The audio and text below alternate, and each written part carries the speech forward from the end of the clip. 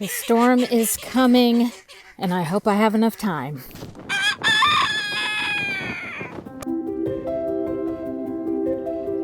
Hello, friends. Welcome to Chickenlandia. My name is Dahlia. I'm a backyard chicken educator, also known as the president of Chickenlandia. Raising chickens has been the best way for me to find peace and joy in my life, and I want to help you find that too. Today is a muggy 31 degrees, which feels tropical compared to what it was a few days ago. It was insane. Okay, I'm gonna put you down, okay? That was little mama. A few days ago, we had the lowest temperatures that I have ever seen since I moved to the Pacific Northwest in 2006. It was very extreme, very unusual, and I do want to share with you that I have kind of been through it. You know, I really was not expecting that. I was not prepared. I was a little bit under the weather last week, and so I was like inside, I was in bed, and then like the first man comes to me and he goes, "Hey, it's gonna be 5 degrees tomorrow." And I said, "What?" But here's the thing. My chickens, they don't care how I feel. They don't care that I want to stay in bed all day. They don't care that I don't want to deal with 5-degree weather. They just need to be, they need to have food, they need to have water, they need to have their needs taken care of. And so I had to get out there and do it. So I'm going to show you everything I did. We're going to talk about the things I wish I would have done sooner. And also I'm going to show you the ways in which I broke the rules, because I did break the rules. So there's going to be a little bit of controversy in this video. Now, before I go on, I do want to address the fact that I know some of you are thinking like, oh, 5 degrees, that's nothing. It was like -50 where I was. And I get it. I really do get it. But that's because you guys live on the surface of the moon, okay? And also, I have old chickens. I have special needs chickens. So whenever it gets really below about 15 degrees, I start to think, okay, I need to come up with a plan so that we can get through this. Because those kind of chickens, in my circumstance, that's just how it's gonna be. I was racing the clock. I mean, I was like working and trying to get everything done, and I felt like the temperature just kept getting lower and lower and lower as I was working, so it was really nerve-wracking. But I figured the first thing that I need to do is get some extra insulation in my coop. Now, I have a really well-constructed coop. It's got good ventilation, which, believe it or not, you need good ventilation. Even in the winter, you need good ventilation, because what you don't want is for moisture to build up in your coop.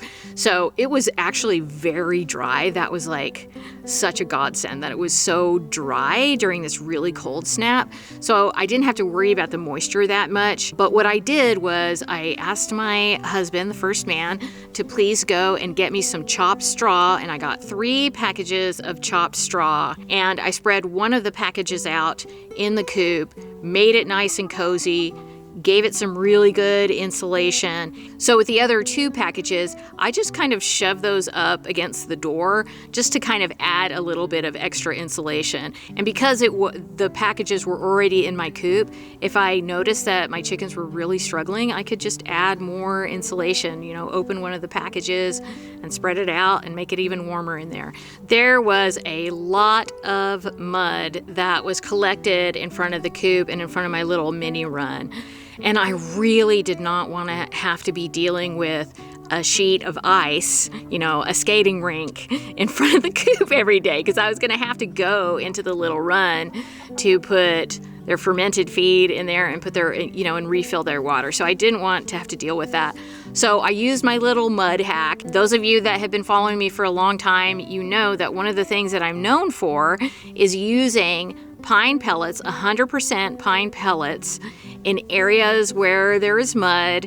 And what it does is it soaks up all that moisture, and it will help. It's just like a quick way to take care of the mud. It is not a permanent solution. If you have serious problems with mud in your chicken yard, you need to really think about fixing the drainage issue that you have. But it can help if if you're just really in a bind and you want to get rid of some mud, get yourself some pine pellets. There's horse pellets that you can get, 100% pine, animal bedding, 100% pine pellets that you can get, and then there's cat litter that you can get, 100% pine cat litter, which is the exact same thing, but it's a little bit more expensive. So I spread that very sparingly, because you want to start out very sparingly, around the front of the coop, and immediately it just started soaking up that moisture. And I was so glad I did that, because, I mean, it just got so cold. I would have been dealing with a sheet of ice in front of the coop, and nobody wants that. Nobody's got time for that, okay? I don't want to fall, okay? Another thing that I did that I think was a good thing is I went around my property. I live on 5 acres. There's a lot of forested area.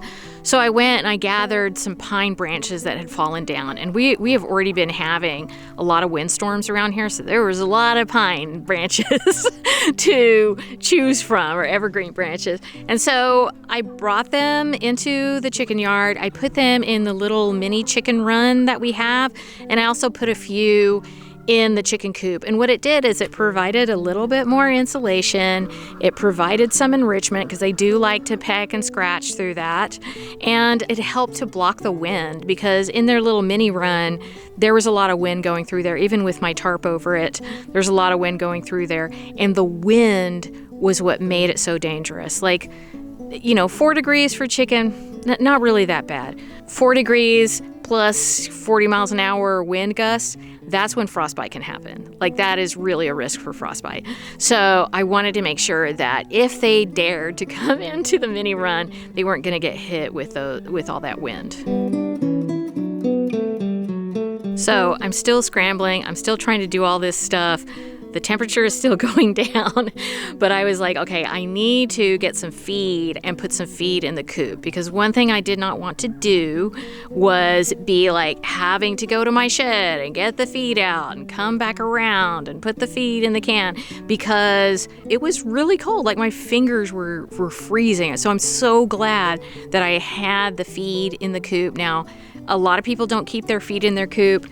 That is very reasonable because of the rodent issue, but my feed is in a rodent-proof container, so that's why I keep it in my coop, okay? Otherwise, I wouldn't. You guys know I love Scratch and Peck feed. They are non-GMO, they are organic, and I really believe that they make the best feed on the market. And I wouldn't tell you guys that if I didn't really believe it. Another company that I love to work with is Redmond, and you might know them by Real Salt. They have an agricultural part of their company, and then they have the personal, like, home part of their company, and that is Real Salt. And I love both of those things. I love the products that they make for chickens, and I love the Real Salt. What I have been doing lately is adding a product called the conditioner to my chicken's feed. And it's like a mineral supplement, and it's got, it moves toxins out of the body. So I feel really good adding it to the chicken feed.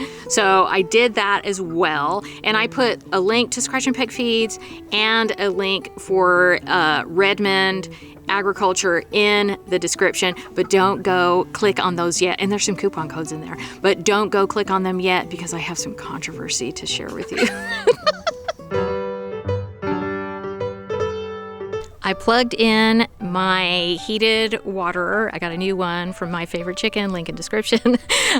And I also plugged in my heater in the coop. It's like a heater that goes over the roosts. And before you come after me and say, chickens never need heat, because I know you will, and it's okay. I get it. You need to understand something. Most young, healthy chickens, okay, especially cold hardy chickens, and even like chickens that are not that cold hardy, less than 30 degrees, less than 20 degrees, even like the single digits. If they have a well-constructed coop and there's lots of insulation in there and it's very dry, they are likely going to get through that okay, all right? Most chickens don't need supplemental heat. My chickens, okay?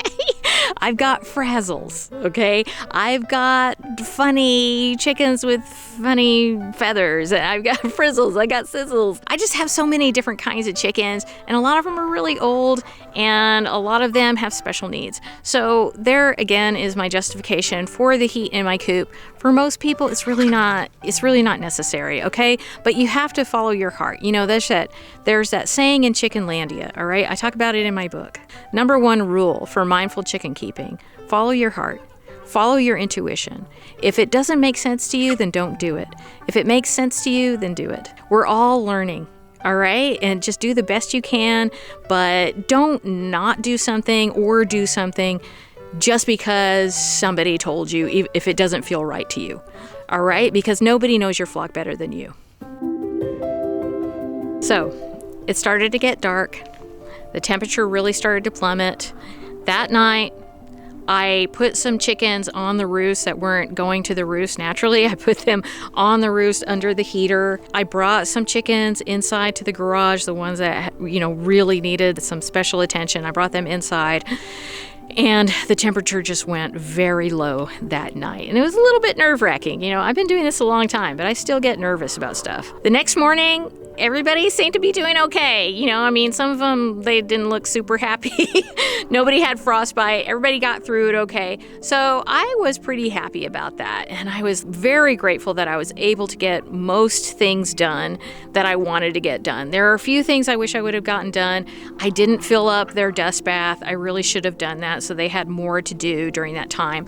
But I just didn't have time. But overall, I'm very happy with how everything turned out. I do want to mention, I know that a lot of you out there don't have electricity, and it's tough when you don't have electricity in your coop, in your chicken yard, and everything's freezing and you're trying to keep your waterers from freezing. There are some things that you can do. There are some interesting hacks that you can use in order to keep your water from freezing so quickly. Sometimes it's just too cold and there's nothing you can do. But other times there are ways to kind of postpone the freeziness from happening, okay? And guess what? I've got a video all about it, and you need to watch it right now so you don't get too frustrated next time you're dealing with frozen waterers, okay? It's on the screen right now. It's 100% friendly. Backyard chickens, education, and entertainment. And I know you're gonna love it. Now I'm gonna go inside and get warm.